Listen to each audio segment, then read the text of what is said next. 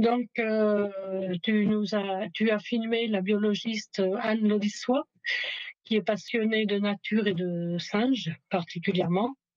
Et on aimerait que tu nous expliques comment, pourquoi tu as intégré son équipe et quel a été l'élément moteur pour la réalisation du film. Oui, bonjour. Anne est une amie. Et elle est en effet biologiste et elle se définit comme oui, comme une épidémiologiste et une biologiste nomade, une scientifique nomade. On s'est rencontrés au Congo en 2014 parce qu'on a toutes les deux une passion pour ce pays qu'on a déjà pas mal sillonné. Moi, c'était à l'occasion du Petit Futé, parce que je suis l'auteur du guide de voyage Petit Futé sur la RDC. Donc on Oui, s'est rencontrés un peu via des amis communs à Kisangani. Voilà, où tout de suite le courant est bien passé et donc on suivait un peu les aventures de l'une de l'autre, mais on s'était pas beaucoup revus entre-temps. Et en 2017, elle m'avait déjà parlé parce qu'en fait elle, ses recherches, elle les a démarrées, si je ne m'abuse, en 2015 dans la zone. Et Mmh. en 2017, elle m'a contacté en me disant voilà, je remonte une expédition. Donc elle en avait déjà fait 4 ou 5 de mémoire pendant les 2 années qui oui. Mhm. et les 2 années où elle avait donc découvert en fait la présence de cette nouvelle population, en tout cas population inconnue jusqu'à ce jour de chimpanzés par la communauté scientifique. Et donc pendant 2 ans, elle a mené 4 ou 5 expéditions avec ses collègues chercheurs de l'université de Kisangani. Elle avait pu prouver par piège photo et par traces physiques, donc par Mmh la mh. Mmh. présence de crottes et de poils et de nids, la présence de chimpanzés, mais elle les avait encore jamais vus. Et donc, au moment où elle s'apprête à remonter une expédition en mai 2017, là, elle me dit voilà, il faudrait à tout prix vous participiez. Je dis vous parce qu'il y a moi et mon compagnon qui est le régisseur logisticien, qui est aussi un aventurier amoureux du Congo. Et Mmh, donc, d'accord. vous participiez à l'expédition et qu'on en fasse un film parce que voilà, vous aimez l'aventure, etc. Et je veux absolument vous faire découvrir cette région qu'on ne connaissait pas et vous faire participer. Voilà, c'est comme ça que ça a démarré et qu'on s'est retrouvés intégrés à l'équipe et à cette folle aventure qui a duré 40 jours, je pense, sur le terrain. Ah oui, d'accord. Mmh, d'accord. Elle Mmh. n'avait jamais montré avant ses expéditions, elle n'avait jamais eu l'occasion de faire partager ses expéditions. Elle avait déjà participé à un film documentaire, enfin une aventure filmée. En l'occurrence, c'est le film Macaille et les aventuriers du monde d'un monde perdu, je pense. Oui, Ah oui, oui, oui, on l'a oui. eu au Je connais. festival, Voilà, dans réalisé les épisodes précédents, ouais. Mmh. par Vendenbaum. Et elle y avait participé. Bon, le film date déjà d'il y a une dizaine, quinzaine d'années, donc quand elle était jeune biologiste, elle a participé au film à Madagascar. Donc voilà, elle avait déjà pu montrer un peu sa méthode de recherche et son domaine de recherche, qui est quand même assez spécifique puisqu'elle est parasitologue à Mmh. la base, qui est sur Oui, oui, oui. Mhm. comme la peste, etc. Donc dans Macaille, on le voit bien, elle traque les petits mammifères, les petits rongeurs pour pouvoir attraper des puces. Oui, Mhm. oui. Mhm. Les Tout vecteurs à de fait, maladies. oui. Et donc ça avait déjà été filmé. Je pense qu'elle avait déjà peut-être participé à l'une ou l'autre émission comme ça ponctuelle, mais là c'est vraiment elle qui est à l'initiative et qui se dit il faut. Personne ne sait qu'il y a des chimpanzés. C'est pas tellement pour se mettre elle en avant en fait. Mmh. Oui, on le sent bien dans le film. Ne sait de un que ces chimpanzés existent, donc ce serait formidable si on arrivait à les trouver, que ce soit filmé. Ah, et puis tout l'aspect de l'aventure humaine, l'idée de mettre aussi en valeur les scientifiques congolais, parce que finalement, Mmh. depuis lors avoir vu pas mal de films sur des expéditions un peu de ce type, c'est quand même finalement assez rare qu'il y ait des scientifiques du pays. C'est souvent Du plutôt pays, ouais. des Mmh. porteurs ou autres, sans diminuer leur mérite, mais ils sont pas toujours mis en valeur. Donc ça, dès le départ, c'est un souhait de sa part et le mien aussi. Et aussi mettre à l'honneur cette région qui est, comme on l'explique dans le film, qui est stigmatisée, qui est une ancienne zone de guerre. Mmh. Vous voulez aussi montrer, sortir un peu ces gens de l'isolement et de l'anonymat et montrer que c'est magnifique de un et qu'il y a des personnes magnifiques qui y vivent aussi et qui, voilà, qui survivent comme ils peuvent avec les moyens du bord. Mmh.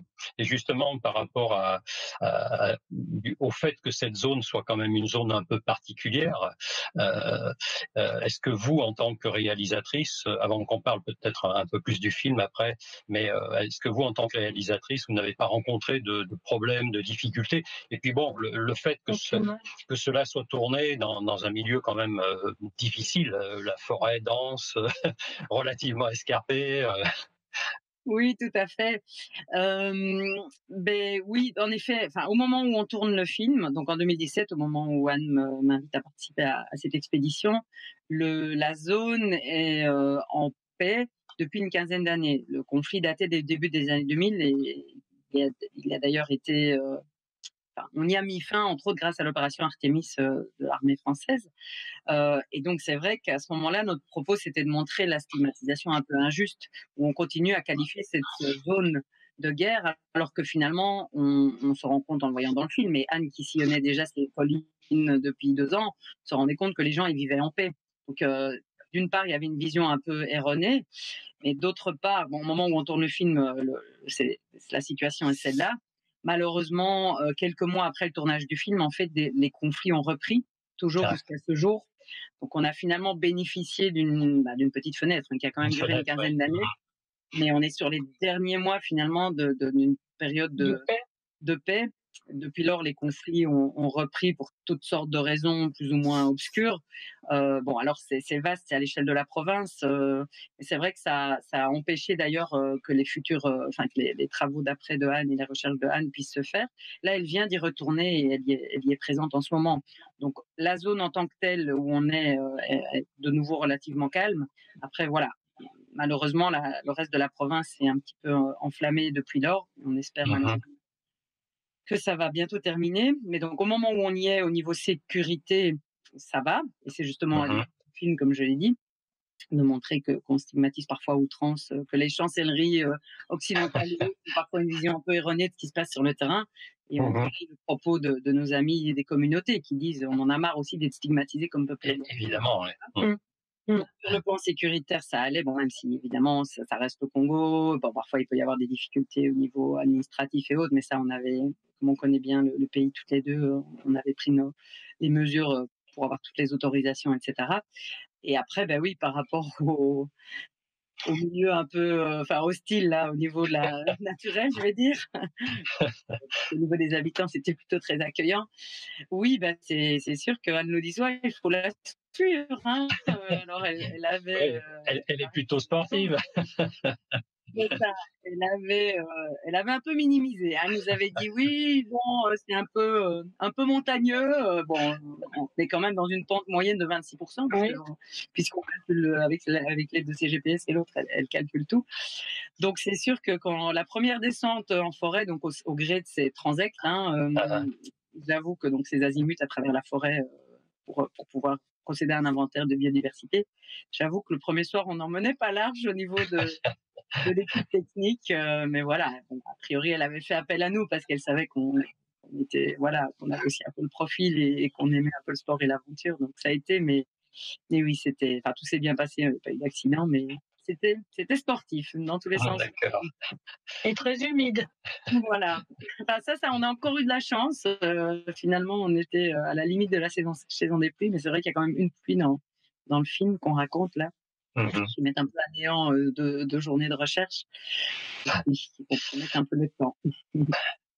Donc oui, pour en revenir au film, donc cette participation, vous en avez parlé justement des scientifiques, congolais qui sont vraiment partie prenante, ils observent, ils découvrent des nouveaux espaces finalement, des nouvelles espèces, quelles qu'elles soient animales ou végétales d'ailleurs.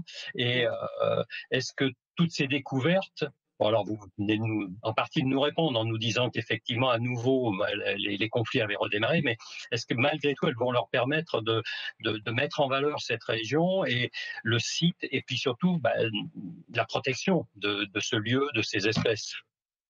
Oui, disons que là, je vais plus parler au nom de Anne, même si je suis aussi intégrée au projet, parce que finalement, au-delà du film, il y a vraiment tout un projet de conservation qu'on veut Mmh. mettre en place derrière. Et quand je dis on, en fait, c'est surtout les communautés sur place qui avaient déjà un souhait et une volonté préexistante, d'où d'ailleurs le fait qu'on ait été très bien accueillis, de valoriser leur région et qui sont conscients de la valeur de ces découvertes et des chimpanzés, de la présence des chimpanzés. D'ailleurs, ils ne chassent pas les chimpanzés, ils les respectent Oui. dans le film.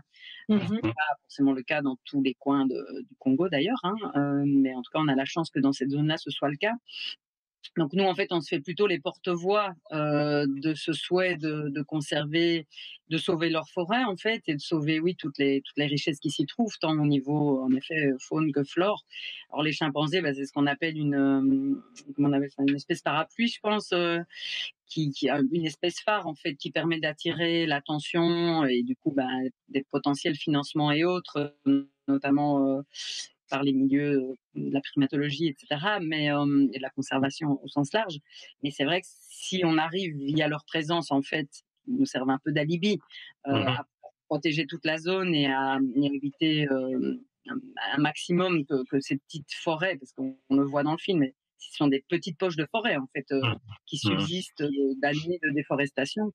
Si on, enfin, c'est capital d'arriver à les protéger pour la survie non seulement des chimpanzés, mais de toutes les espèces qui y vivent et de toute la biodiversité aussi au niveau flore. Donc, il y a tout un projet en fait qui est mis sur pied. D'ailleurs, Anne y est en ce moment et elle a développé toute une série d'autres initiatives en fait éco-citoyennes pour aussi pouvoir assurer des revenus aux communautés. On ne va pas régler le problème que grâce à nous, évidemment, mais les gens ne nous ont pas attendus pour ça. Mais disons que on amène un petit coup de pouce et un petit peu, comme je dis, de la médiatisation là-dessus, donc notamment via de l'apiculture. Donc là, Anne vient de faire la première récolte de miel qu'on a appelé le mbouda miel. Mhm. Avec le tuto, elle s'y connaissait pas du tout en apiculture, voilà, mais à partir de dessins sauvages, ils ont réussi. Là, il y a un projet de pépinière, d'éducation à l'environnement auprès des enfants. Donc oui, il y a tout un volet qui concerne la conservation et la protection de l'environnement, vraiment main dans la main avec les communautés. Oui, avec les communautés. Oui, Donc oui, oui. c'est aussi très très valorisant pour eux finalement. Mhm. Oui, Oui, ils sont partie prenante de toute façon. Ils voilà, participent. malgré la situation sécuritaire actuelle qui évidemment rend les choses plus compliquées, mais Mhm. voilà, et l'idée c'est qu'à terme, il y ait que grâce au travail de Anne, on puisse aussi mettre sur pied une mini station de recherche pour pouvoir encourager la venue d'autres scientifiques qui évidemment partageraient la même philosophie a priori, mais c'est pas du tout le fait d'avoir marqué cette zone comme appartenant à telle ou telle personne, c'est vraiment dans l'idée de voilà que ce soit aussi ouvert à la recherche scientifique. Oui. Donc, vous voulez l'ouvrir, enfin, elle souhaiterait l'ouvrir à la recherche scientifique. Et est-ce qu'il y a un but après par rapport aux autochtones de l'ouvrir à du tourisme? Un tourisme écologique, un tourisme doux, et quelles en seraient les conséquences? Oui, on en discute, mais d'ailleurs, c'est vrai que par rapport à la médiatisation de la zone et de la présence des chimpanzés, c'est des discussions qu'on a souvent aussi entre nous, parce que ben, tout le monde n'est pas toujours animé de bonnes intentions, et c'est vrai que ne fût-ce qu'au niveau local, on sait que c'est souvent des militaires en fait qui consomment la viande de brousse, et comme la situation sécuritaire s'est détériorée et qu'il y a de nouveau des groupes armés pas loin, on n'a plutôt pas trop envie qu'ils sachent qu'il y en a. D'accord. Théorie, et pendant des années, à part les gens vraiment des villages, on ne savait pas qu'il y avait des chimpanzés là-bas. Personne ne le savait, oui. Donc voilà, donc c'est vrai que, par exemple, quand on a fait la diffusion du film, une tournée un peu dans le pays, on ne l'a délibérément pas montré dans les villes tout près de la zone, parce qu'à partir d'indices dans le film, les gens pourraient peut-être retrouver, et des gens mal intentionnés pourraient peut-être pouvoir y aller. Donc c'est vrai que, pareil, par rapport au tourisme, en fait, c'est un vœu pieux. Moi, en plus, comme je travaille pour le Petit Futé, voilà, j'ai aussi une dimension parfois un peu écotouristique par rapport au pays et à toutes les beautés que recèle ce pays. Mais voilà, on est en discussion aussi avec le gouvernorat de la province qui souhaite à terme peut-être mettre des choses sur pied par rapport à ça. Mais en tout cas, il faudrait que ce soit bien réfléchi pour aussi prendre en compte d'éventuelles conséquences néfastes qui pourraient se poser, pas que pour les chimpanzés d'ailleurs, mais Oui, Oui, oui, pour tout l'environnement. voilà, pourraient se voir déposséder de certaines choses. Donc voilà, c'est sûr que ça fait partie des questions à se poser avant développer tout ça. Et on en est de toute façon loin pour l'instant, tant que la situation sécuritaire de toute façon n'est pas réglée. Oui, c'est ça. À cause des conflits, c'est aussi compliqué d'envisager Ouais, ce genre de... tout à fait. Et c'est vrai que la question de l'habituation d'éventuels, enfin l'habituation éventuelle des chimpanzés, de cette population de chimpanzés aux humains, d'un point de vue scientifique, bon, je parle un peu au nom de Anne, mais n'est pas forcément souhaitable cette population est tellement réduite aussi. Le but, c'est plutôt vraiment, pour l'instant, d'en rester à un niveau scientifique, au niveau recherche, d'interférer le moins possible avec ces petits groupes de chimpanzés qui sont déjà, Oui, à la limite par la pression sur leur environnement, quoi. Oui. Oui, leur survie est fragile, en fait. Tout à fait. Donc le but, c'est de... Est-ce que, oui, C'était ça aussi pendant toute l'expédition. Le but, c'était d'interférer le moins possible avec les animaux en général. Et bien sûr, oui. Ils sont chez eux. Voilà, plutôt des observateurs, même si on communique, je veux pas spoiler le film, mais on communique quand même à un moment, mais enfin, en tout cas, oui, bien sûr. Oui. on reste quand même.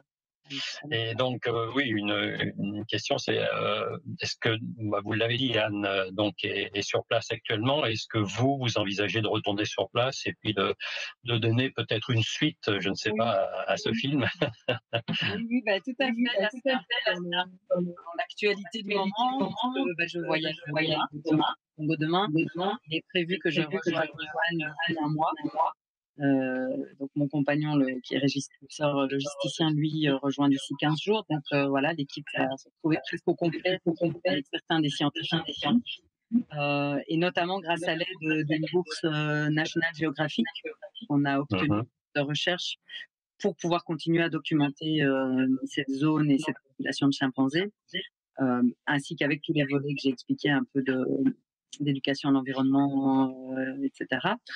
Donc tout ça fait partie de cette bourse et de ce projet qu'on développe maintenant. Donc on prévoit de se retrouver tout bientôt là-bas et voilà, de pouvoir continuer à documenter ce qui s'y passe, peut-être en vue d'un éventuel second film si s'il est découverte ou en tout cas si l'histoire mérite d'être racontée, la suite. Oui, c'est ça. Bien sûr. Il y a autre chose. En forme d'un film. Mais en tout cas en photo et oui, clairement, puis ça fait partie de la bourse Nat Geo aussi de le documenter, ne fût-ce que pour National Geographic, donc que ce soit en photo ou en film. En tout cas, on ne lâche pas l'affaire. Oui. Toujours là-dessus. Et alors bon, pour ne pas en parler, mais est-ce que la pandémie actuelle joue un rôle dans ces zones-là, un impact dans ces zones-là? Oui, forcément, le Congo est aussi touché, hein, comme à peu près, à mon avis, tous les pays du monde. Dans cette région-là en particulier, d'après ce que j'en sais via Anne qui est sur place, il n'y a pas forcément de cas. Et donc c'est pas forcément à l'ordre du jour, même si je pense que nous, venant de l'extérieur, évidemment, on prend toutes les précautions pour ne pas éventuellement amener le virus là-bas. Mais disons que oui, il y a déjà suffisamment d'autres problèmes de l'ordre de la survie quotidienne que pour qu'ils s'en préoccupent, ça il faut bien le reconnaître. Après, c'est sûr que Anne travaillant aussi sur les maladies, je sais que et puis la région est un foyer historique de peste en Afrique, au Congo, puisque c'est ce qui a amené Anne dans la région au départ, puisqu'elle travaille sur cette maladie. Donc il y a régulièrement des épisodes de peste. Il y en a d'ailleurs un en ce moment, alors pas directement là où nous on travaille avec les chimpanzés, mais dans la même province, il y a en ce moment quelques cas de peste qui ressurgissent. Donc évidemment que la question des maladies, et Anne intègre ça aussi à ses recherches et se pose la question justement par rapport aux chimpanzés, est-ce qu'ils pourraient éventuellement contracter la peste ou pas? Je sais qu'elle l'a intégré dans ses futurs protocoles de recherche. D'accord. D'autant que il me semble avoir lu que les gorilles ont été, enfin pas que les gorilles d'ailleurs, mais aussi je pense les orang-outans, non? Oui, voilà. Les orang-outans ont été testés positifs. Bon, en tout cas, là, pour l'instant, au niveau du coronavirus, dans cette zone-là, ils sont plus ou moins préservés, mais même la question par rapport aux autres maladies se pose. Est posée quand même. Intéressant. D'accord. Bien, moi je Bon, crois je pense qu'on que a c'est bien. peut-être, Oui. voilà, On a dû on avoir n'a plus qu'à vous souhaiter oui, un bon voyage donc voilà. Oui, j'avoue et qu'on s'estime chanceuse, oui, de pouvoir encore avoir la chance de. Et puis peut-être un jour de se trouver sur scène, ça serait tellement mieux. Ah, avec grand plaisir.